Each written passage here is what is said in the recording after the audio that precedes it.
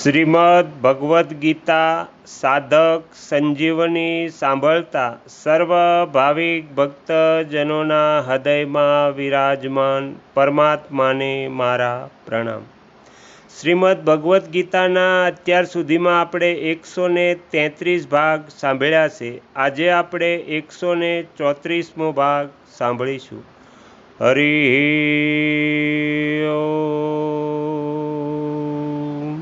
તેના દ્વારા થવાવાળા સઘળા કર્મો સંકલ્પ અને કામનાથી રહિત હોય છે। કોઈ પણ કર્મ સંકલ્પ રહિત નથી થતું। સવારે ઉઠવાથી માંડીને સૂવા સુધી શૌચ, સ્નાન, ખાવું પીવું, પાઠ પૂજા, જપ, ચિંતન, ધ્યાન, સમાધિ વગેરે શરીર નિર્વાહ સંબંધી સઘળા કર્મો સંકલ્પ અને કામનાથી રહિત જ હોય છે। કર્મોનો સંબંધ પર શરીર સંસારની સાથે છે, સ્વરૂપની સાથે નથી। કેમ કે કર્મોનો આરંભ અને અંત થાય છે, પરંતુ સ્વરૂપ સદા જેમ છે તેમ રહે છે। આ તત્વને ઠીકઠાક જાણવું એને જ જ્ઞાન કહેવાય છે। આ જ્ઞાનરૂપી અગ્નિથી સઘળા કર્મો ભસ્મ થઈ જાય છે, અર્થાત કર્મોમાં ફળ આપવાની બાંધવાની શક્તિ નથી રહેતી। વાસ્તવમાં શરીર અને ક્રિયા બેઉ સંસારથી અભિન્ન છે, પરંતુ પોતે સર્વથા ભિન્ન હોવા છતાં પણ ભૂલથી એમની સાથે પોતાનો સંબંધ માની લે છે।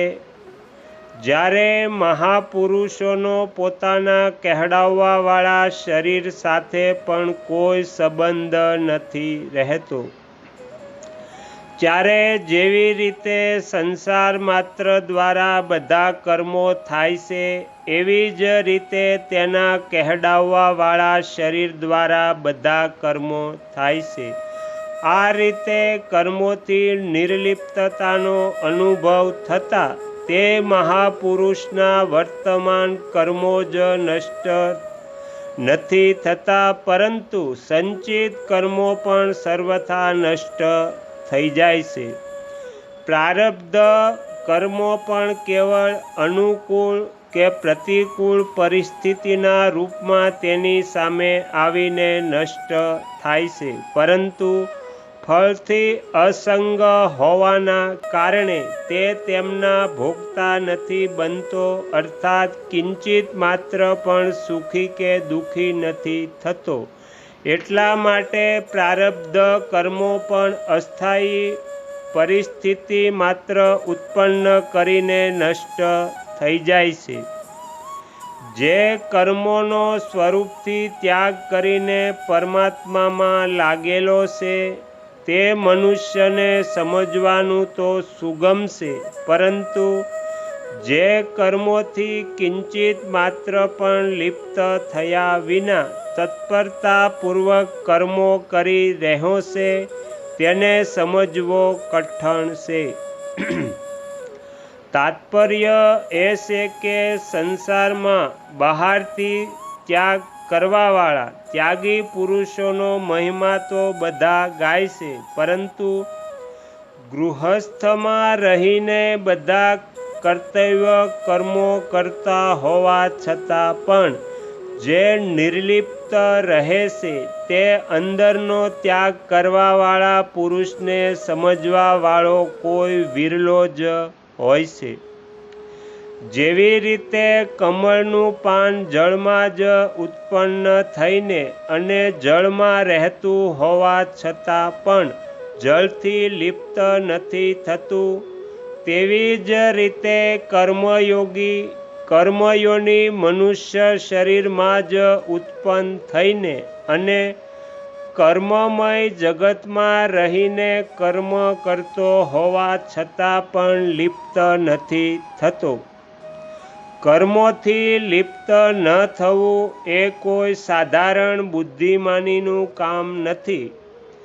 પાછળના 18મા શ્લોકમાં ભગવાને એવા કર્મયોગીને મનુષ્યોમાં બુદ્ધિમાન કહ્યો છે અને અહીં કહ્યું છે કે તેને જ્ઞાનીજનો પણ પંડિત અર્થાત બુદ્ધિમાન કહે છે.